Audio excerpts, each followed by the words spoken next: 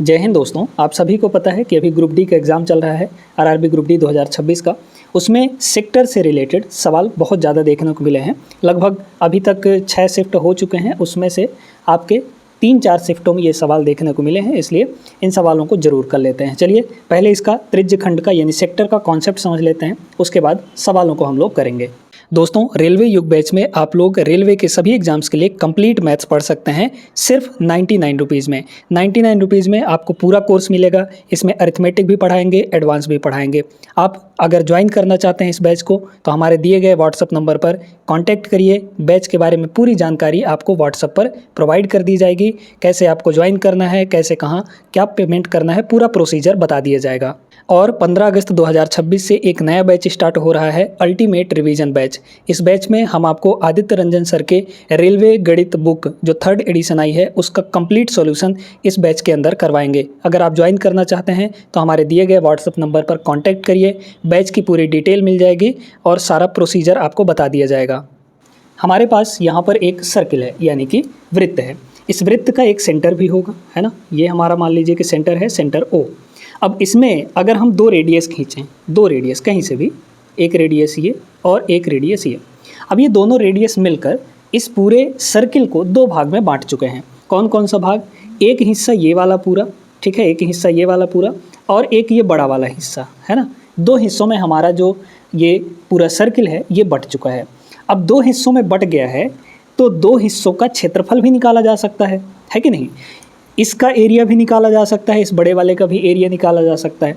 इस छोटे वाले सेक्टर का एरिया हम लोग कह रहे हैं कि यहाँ पर A1 है। कितना है? A1 है। और इस बड़े वाले का एरिया हम कह रहे हैं कि A2 है, ठीक है। तो पहले एरिया की बात करते हैं कि एरिया कितना कितना होगा इनका। अब यहाँ पर जो इस सेक्टर का एंगल है, एंगल, ये एंगल आपका मान लीजिए कि थीटा डिग्री है, ठीक है। ये एंगल कितना है? थीटा डिग्री है। अब यहाँ पे देखते हैं कि इनका एरिया क्या क्या होगा, है ना। छोटे वाले का एरिया कितना होगा, तो A1 की पहले बात करें। अब सिंपल सा एक लॉजिक हम लोग यहाँ पे अप्लाई करने जा रहे हैं। ये फार्मूला आप अपने से भी निकाल सकते हैं, आपको रटने की ज़रूरत नहीं है। फार्मूला ऐसे निकालेंगे कि जैसे मान लीजिए आपको पूरे सर्किल का एरिया तो पता है ना। अगर ये एंगल ना रहता, ये 2 भागों में ना बटा रहता, तो पूरे सर्किल का एरिया आप बता सकते थे बड़े आराम से, है ना। तो अगर हम कहें दोस्तों कि पूरे सर्किल का एरिया कितना होता है, तो पाई आर स्क्वायर, रेडियस अगर आर है तो, है ना, तो पाई आर स्क्वायर होता है ये पूरे सर्किल का एरिया।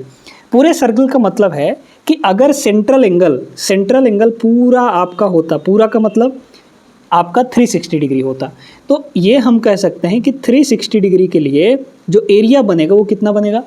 पाई आर स्क्वायर बनेगा। टोटल जो एरिया है वो पाई आर स्क्वायर, और टोटल एंगल सेंटर में कितना बनेगा? 360 डिग्री। तो 360 डिग्री के लिए एरिया कितना है? पाई आर स्क्वायर है।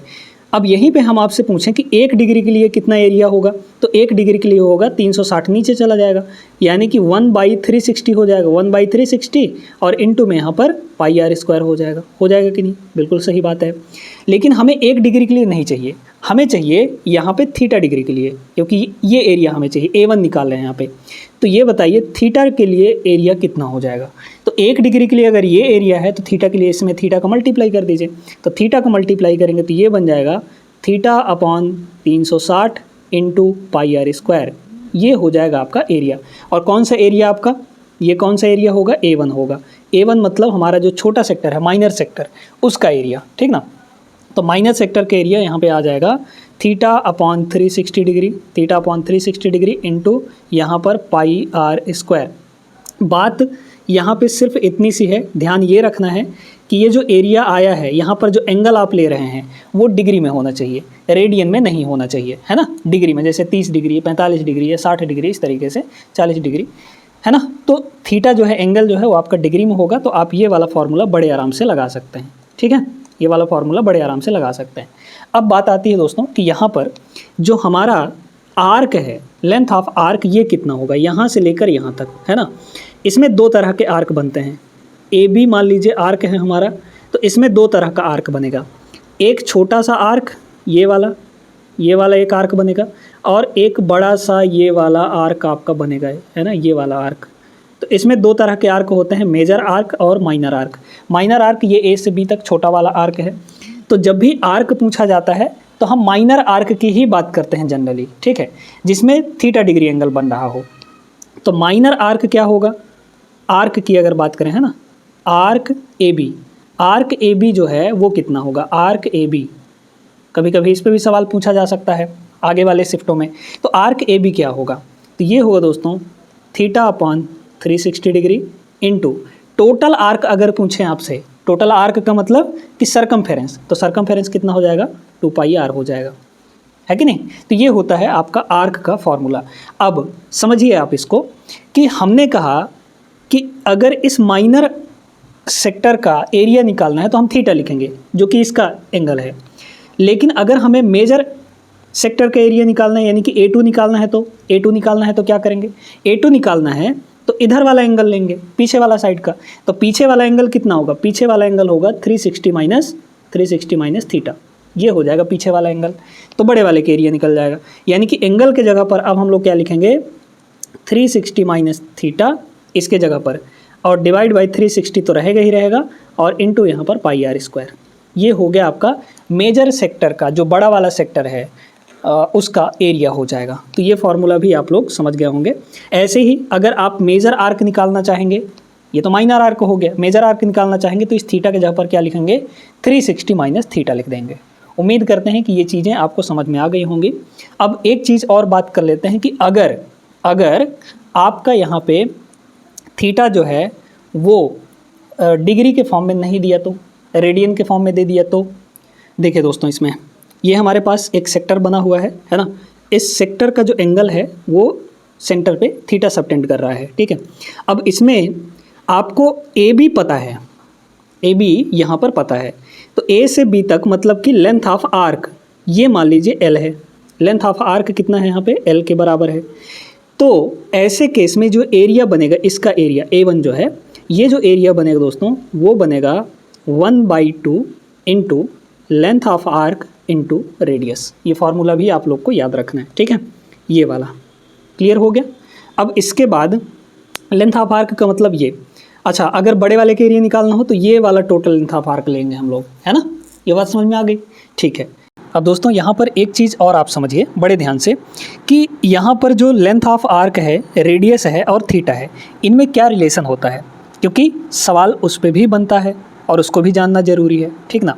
तो क्या होता है रिलेशन, ये जो आपका थीटा है यानी कि एंगल, ये होता है length of arc divide by radius. ये फार्मूला आप लोग याद रखिएगा। बस इसमें एक ही चीज़ का दिक्कत है कि ये जो थीटा आएगा इस तरीके से जब हम निकालेंगे तो ये जो थीटा आएगा ये आपका रेडियन में होगा, किस में होगा, रेडियन में होगा, डिग्री में नहीं होगा ये, है ना। तो यही चीज़ है। अब बहुत लोग के दिमाग में ये सवाल ज़रूर आ रहा होगा कि भाई रेडियन को डिग्री में कैसे कन्वर्ट करते हैं और डिग्री को रेडियन में कैसे कन्वर्ट करते हैं, है ना। तो वो भी थोड़ा सा यहाँ पर बता देते हैं।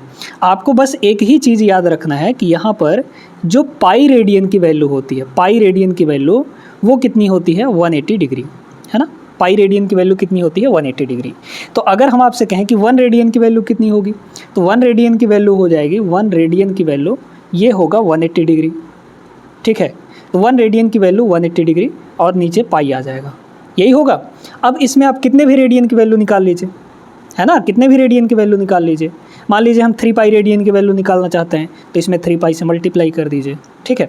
अगर इसका उल्टा करना चाह रहे हैं तो तो 1 डिग्री की वैल्यू कितनी होगी बताइए। 1 डिग्री की वैल्यू हो जाएगी पाई अपॉन 180 डिग्री इंटू यहाँ पर, अच्छा रेडियन में बदल जाएगा ये, है ना, ये रेडियन में कन्वर्ट हो गया बस। अब इसमें आप 40 डिग्री की वैल्यू निकालना चाहें तो 40 को पाई बाई 180 से मल्टीप्लाई कर दीजिए। 60 डिग्री की वैल्यू निकालना चाहते हैं तो 60 को पाई बाई 180 से मल्टीप्लाई कर दीजिए, वो रेडियन में कन्वर्ट हो जाएगा। एक निकाल के दिखाते हैं, जैसे हमें मान लीजिए क्या करना है, यहाँ पे 30 डिग्री की वैल्यू निकालनी है, कितने रेडियन आएगा, है ना। तो 30 डिग्री की वैल्यू कैसे निकालेंगे, इस 30 में 1 डिग्री का वैल्यू मल्टीप्लाई कर देंगे। 1 डिग्री की वैल्यू कितना है, पाई बाई 180 है कि नहीं। तो अगर आपको रेडियन में कन्वर्ट करना है तो पाई बाई 180 से मल्टीप्लाई करिए, और अगर आपको किस में कन्वर्ट करना है, डिग्री में कन्वर्ट करना है, रेडियन से डिग्री में, तो 180 बाई पाई से मल्टीप्लाई करिए, ठीक है। तो ये आपका किस में कन्वर्ट हो जाएगा, रेडियन में कन्वर्ट हो जाएगा। देख लीजिए यहाँ पे 30 से ये 6 बार में कट जाएगा तो पाई बाई 6 रेडियन आ जाएगा, पाई बाई 6 रेडियन यहाँ पर आ जाएगा। यानी 30 डिग्री कितना होता है, पाई बाई 6 रेडियन के बराबर। क्लियर है, ये कॉन्सेप्ट भी आपको समझ में आ गया होगा कैसे क्या करना है। अब यहाँ पर चलिए सवालों पर चलते हैं। पहला सवाल देखिएगा, इसमें कह रहा है कि 14 सेंटीमीटर व्यास वाले एक त्रिज्यखंड यानी सेक्टर का चाप यानी आर्क, ठीक है, चाप वृत्त के केंद्र पर कितना एंगल बनाता है, 120 डिग्री का एंगल बनाता है। तो थीटा अपने पास कितना है यहाँ पे 120 डिग्री है, 120 डिग्री है। फिर बोला गया त्रिज्यखंड का क्षेत्रफल कितना होगा। तो एरिया ऑफ सेक्टर क्या होता है, एरिया हमने बताया था थीटा अपॉन 360 डिग्री है ना, इनटू यहाँ पे किसमें पाई आर स्क्वायर, तो पाई आर स्क्वायर, बस सारी चीज़ें रख लीजिए। थीटा कितना है 120 डिग्री, तो यहाँ पे हो जाएगा 120 डिवाइड बाई 360 मल्टीप्लाई यहाँ पे पाई की वैल्यू 22/7 लेनी है, तो 22/7 हो जाएगा, इनटू रेडियस 7 दिया गया है, तो 7 × 7 यानी रेडियस का स्क्वायर। हालांकि यहाँ पर व्यास दिया है, डायमीटर दिया है, तो डायमीटर का आधा क्या होता है रेडियस, है ना, तो रेडियस 7 हो जाएगा। अब इसे काट पीट लेंगे, 7 से 7 कट गया आपका, और इसको अगर देखेंगे तो 3 बार में कट जाएगा। अब 3 से तो ये कट नहीं रहा है, इसका मतलब 22 सत्ते 154 है ना, हाँ ठीक है, 22 सत्ते 154 और डिवाइड बाई यहाँ पर 3 हो जाएगा। तो 50 तियाँ 150 मतलब 51 तियाँ 153, तो 51 बार तो जाएगा पूरा, एक बच जाएगा, ठीक है। तो 51 सही 1/3 centimetre square is the correct answer. कहाँ है, ऑप्शन नंबर बी में। क्लियर है, आगे चलिए अगले क्वेश्चन पर। चलिए दूसरा सवाल देखते हैं। 12 सेंटीमीटर त्रिज्या वाले एक वृत्त में 150 डिग्री के केंद्रीय कोण वाले एक त्रिज्यखंड का क्षेत्रफल कितना होगा। सेम टाइप का प्रश्न है।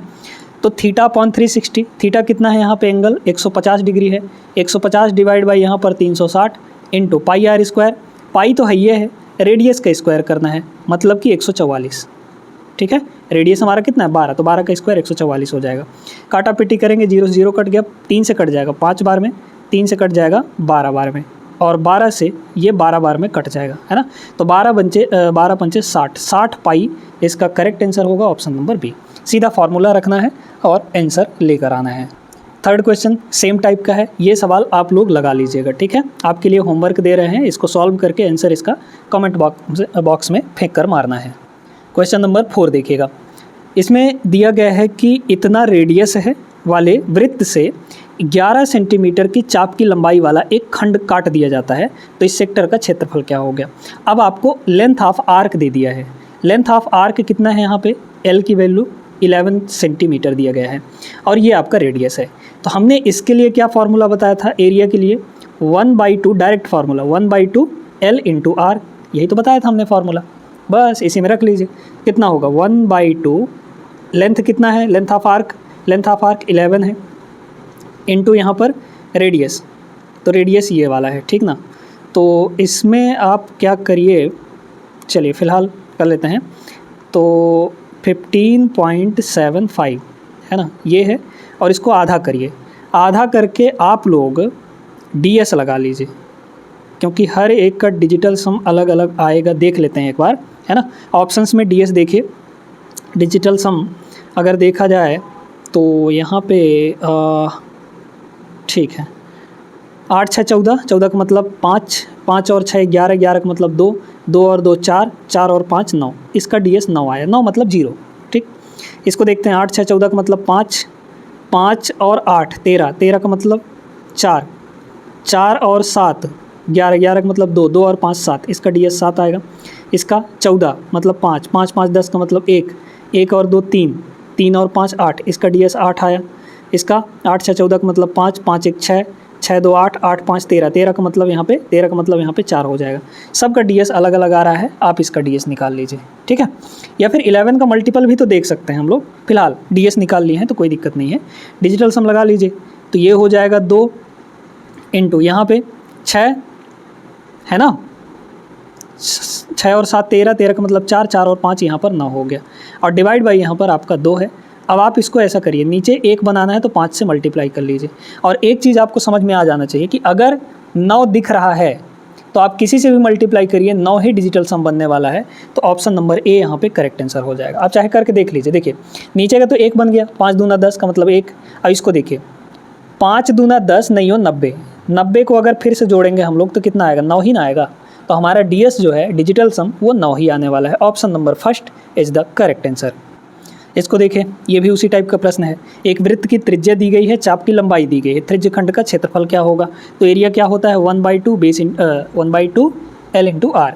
तो लेंथ ऑफ आर्क कितना है 5 है, इंटू रेडियस कितना है यहाँ पे 16.2 है, तो 16.2 हो गया। ये तो बहुत सिंपल है, 2 से इसको काटेंगे तो 8.1 आ जाएगा, है ना, और इंटू 5 हो जाएगा, तो मतलब 40.5 will be the correct answer. कहाँ है? ऑप्शन नंबर डी में, ठीक है ना। तो अब इस टाइप के सवाल आएंगे तो आपको कोई दिक्कत नहीं होगी दोस्तों। वीडियो पसंद आई हो तो लाइक कर दीजिएगा। मिलेंगे नेक्स्ट क्लास में, तब तक के लिए जय हिंद।